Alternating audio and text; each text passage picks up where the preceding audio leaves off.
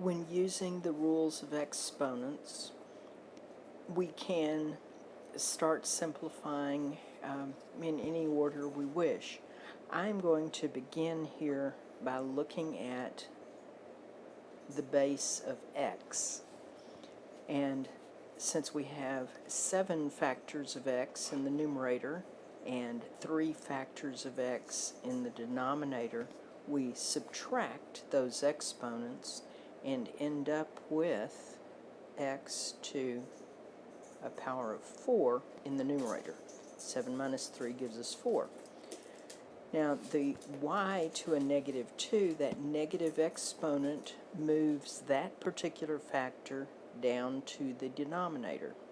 It becomes y to a positive 2. The y to the 4th, that is squared, we multiply those exponents, so that becomes y to the 8th. And then finally, to finish simplifying the x, nothing more we can do with that part, x to the 4th.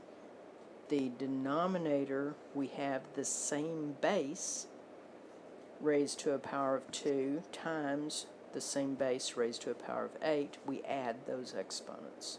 So that is y to the 10th. And that is as far as we can simplify that one.